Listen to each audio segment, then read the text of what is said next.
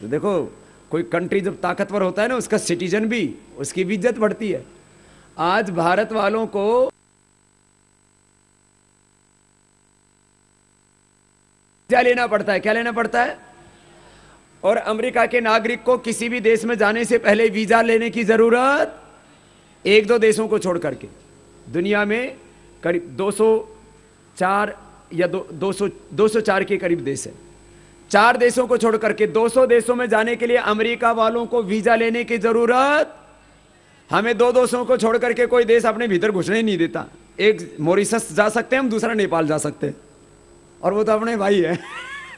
Mauritius में हमारे यहीं के लोग रहते हैं, और नेपाल में हम तो, ये तो भाई भाई का रिश्ता है। माता सीता जी वहीं से थे। अभी भी करीब 1 करोड़ से ज़्यादा नेपाल के लोग, जो नेपाली मूल के भारतीय नागरिक हैं, और भारतीय मूल के नेपाली के नागरिक जो है 70-80 लाख वहीं रहते हैं। दोनों हाथ ऊपर उठा लो। 2 देशों को छोड़ करके हमें कोई वीजा के बिना अपने देश की सीमा में प्रवेश करने, क्यों? भारत कमजोर देश है, इसको ताकतवर बनाना है। देखो, 2 चुनौती हमारे सामने, एक तो भारत को ताकतवर बनाना और दूसरा भारतीयों को ताकतवर बनाना। 33 लाख वर्ग किलोमीटर की हमारी सीमाएं, 20,000 लाख करोड़ रुपए के अपने देश में भू संपदाएं, और इतना धनवान देश, पहले इसको विदेशी शासकों ने लूटा, अंग्रेजों ने लूटा, अपने देश के शासकों ने लूटा, और लूट लूट करके अपने खजाने भर रखे थे सबने। दक्षिण में भी आपने सुना होगा, राजा मार्तंड का खजाना मिला कौन से मंदिर में? भूल गए? हाँ, पद्मनाभ मंदिर में राजा मार्तंड वर्मा का खजाना मिला। कितना? 1 लाख करोड़ रुपए से ज्यादा का। अभी तो बाकी है हिसाब किताब। कितना? सारे राजा महाराजा प्रजा से टैक्स लेते थे, अपने खजाने भरते रहते थे। ये कर लो थोड़ा सूक्ष्म व्यायाम। भाई बहनों, पहले कितनों ने लूटा, आज इतनी लूट के बाद भी अपना देश बहुत शक्तिशाली है। आगे से बचा लो इसको, आगे से ना लूटे, और लूटा हुआ वापस लाना है।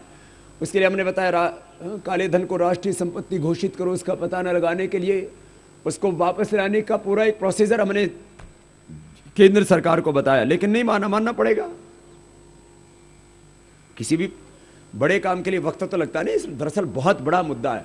पूरी दुनिया में करीब 3,000 लाख करोड़ रुपए के काले धन की अर्थव्यवस्था है। कितना? 3,000 लाख करोड़ रुपए की। इसमें यूरोप के 15 देश ही करीब 2500 लाख करोड़ रुपए इसका प्रयोग कर रहे हैं, एक्सटर्नल जो है डेट के रूप में। भाई बहनों, इतना बड़ा मुद्दा है। अभी भारत की अर्थव्यवस्था कितनी है वो मैं बता रहा हूं। अब ये 1% लोगों के पास में है ये सारा पैसा। 99% एक तरफ, 1% एक तरफ। ये आर्थिक विषमता को दूर करना वो अलग बात रहेगी।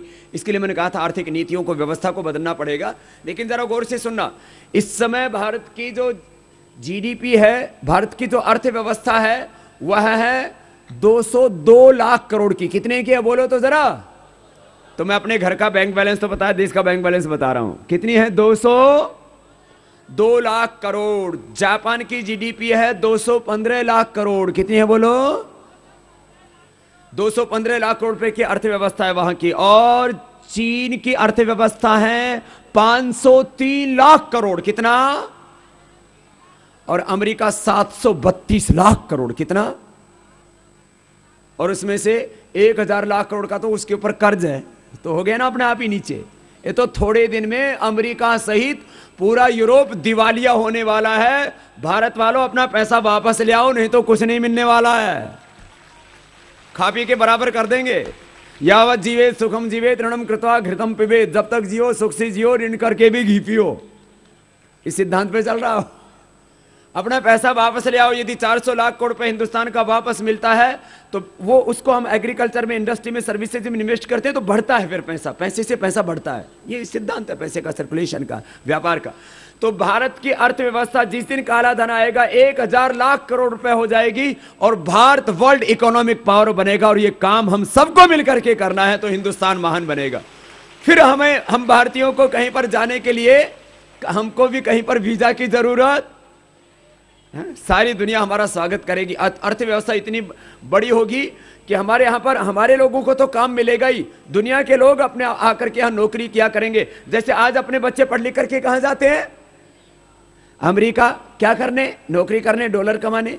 अपना रुपए इतना स्ट्रांग हो जाएगा कि अपने खेतों में हल चलाने के लिए विदेशों से लोग आया करेंगे।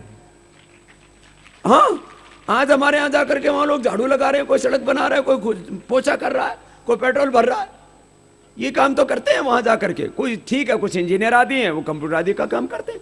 तो इतनी बड़ी अर्थव्यवस्था हो जाएगी भारत की, उसके बारे में आप सोच भी नहीं सकते। बटरफ्लाई कर लो तो भारत को, हाँ कर लो।